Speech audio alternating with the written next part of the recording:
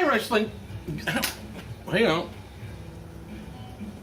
Gum, how'd that get there? Thanks for clicking the Doretta D. Rose report to find out what the latest news, snooze, and everything else that goes on in the wrestling industry is all about. I'll let you know. Hey, by the way, happy birthday to one-time USWA heavyweight champion Buddy Landell, 51 years old, two-time chick fighter and winner, cheerleader Melissa, 30 years old, and former TNA wrestler Mongo, if you remember him, 28. All right, to get you guys ready with the smartphones, the official WWE app experience is finally here. Take WWE with you everywhere, anytime, day or night, with the new WWE app available on Apple iOS and Android. In case you just can't wait for mine, maybe get on their app and they'll tell you. I'll tell you the truth, though. I'll tell you the facts, man. Just the facts. Hey, MLB legend Joe Carter, former WWE diva Trish Stratus, they're going to be releasing a new yoga DVD for men. It's called Stratosphere Yoga for Men. Was filmed earlier this year and includes candid interviews with both stars on it, and the DVD is going to be released October. See, you won't find that on WWE app. And you won't find this on there either. In an error from WWE website, there was an NXT graphic on WWE.com last week that featured a background shot of a wrestling ring. Old big deal, huh? Well, anyway, whoever made the graphic used the photo of a TNA ring because you could clearly read Impact on the turnbuckle pads. I wonder who lost their job over that. And PWI Insider confirms that there was a recent settlement between WWE and World Wildlife Fund, which I'm so glad. It's allowing WWE to use their old WWF logo on footage. Well, WWE's made some sort of a payment or a donation, let's say, to the World Wildlife Fund. And WWE now is allowed to use the WWF logo and say WWF over the footage as long as it's old footage. For example, WWE couldn't have a legend come out on Raw next week, cut a promo and talk about how he used to hold the WWF title and wrestle on WWF pay-per-views. It's just the old stuff, the stuff we get on DVDs, which I'm glad because I had to blur everything out. Anyway, now if Legend came out and they showed some old footage on the Titantron, I think they could say whatever they wanted to on a Titantron, since it was recorded back in the day. WWE is inviting fans to lip sync for all you non-singers.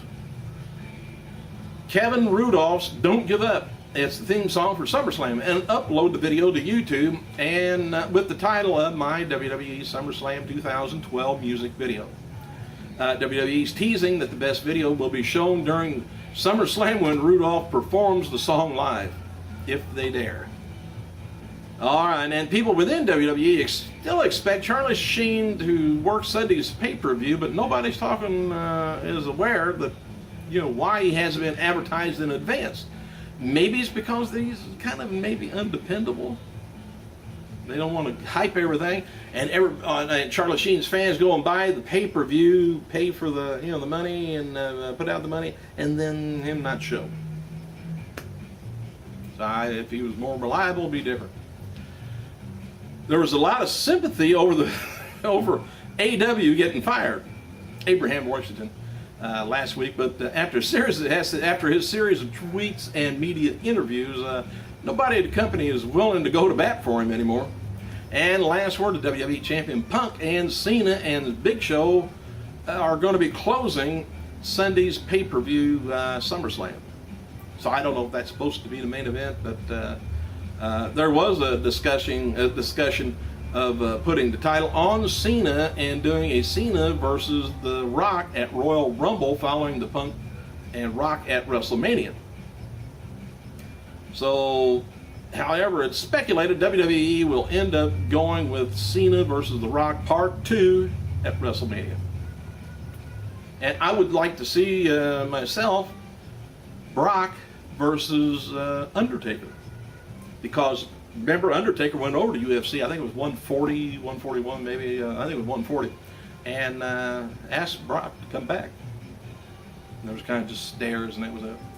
Anyway, with Triple H versus Brock Lesnar not scheduled to be the main event, that could suggest that Lesnar is winning, and there may be feelings that Lesnar needs to win after losing to Cena a few months back. Hang on a second. Hang on. Might be a paying customer. All right. NXT star Corey Graves apparently had to get staples in his forehead last night after NXT's live event in Tampa, Florida. And I haven't got any more details on it, what happened.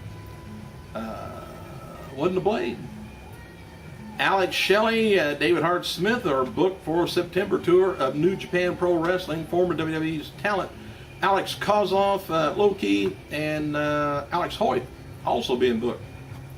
After recent angles with on Raw with Brock and Triple H, I guess there's a lot of speculation about Shawn Michaels coming out of retirement and the wrestling, another match against either Lesnar or H. Sources report that there's no plans and no talks going around about Shawn wrestling, but he's just working an angle to help out WWE. He ain't just helping them out, he's getting paid. Yeah. Actor Chris Christopherson, he was in attendance at last night's WWE NXT event in Tampa, Florida, and noted before his son Jody Christopherson is working as a developmental character, Garrett Dillon.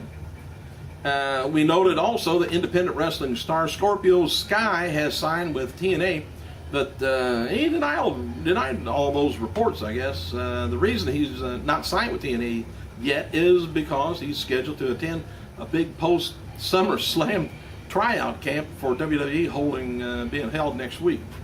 Following last night's Summer Slam kickoff party in Beverly Hills, WWE talents will be taking part in various community services activities today. I guess wrestlers are going to be visiting hospitals in Los Angeles area and doing anti-bullying rallies taking place at schools. Mark Henry Alberto Del Rio will be visiting Watts as a part of South Los Angeles, known to be a violent-prone and impoverished area. Arm yourself. WWE recently sent out memos to fans asking for ideas for Classics on Demand for 2013. WWE won't be launching the WWE Network until after the Classics on Demands conclude. And that's another sign the network won't be launching this year. And Bowie Baysox in Louisville, Maryland, sent word that TNA Star is going to be appearing at Base Brawl event September 1st at Prince George Stadium. Includes Brood Angle, Hardy, Aries, Styles, Daniel, Storm, Kazarian, King, Ion, Magnus, Kim, and Mickie James. Mickie James not backstage at last night's live Impact Wrestling in Orlando. Did you happen to watch Brooke Hogan? Those things got out of control and made her fall off of the ramp at the live event on TV last night. She was introducing Kaylee Turner. It used to be Kaylee Turner. Anyway, she was introducing the referee. She backed up and fell. And Eric Bischoff, he worked last night's taping. First in a while, by the way. Bischoff had been away on working projects for his own production company. NWA star Shawn Ricker won the dark match for last night's Impact taping. He defeated Sam Shaw. And Hall of Famer Roddy Piper recently ranked as #1 villain in wrestling history on WWE Classics. Piper spoke about on his website, on the WWE website, about the ranking, and he kind of said something like this. The Classic says, how does it feel to be the #1 villain in sports entertainment history? Piper said, actually, it's quite honored. I'll tell you why. The very first individual that breaks out of my mind as the top villain was Gorgeous George, and it's hard to beat the first guy.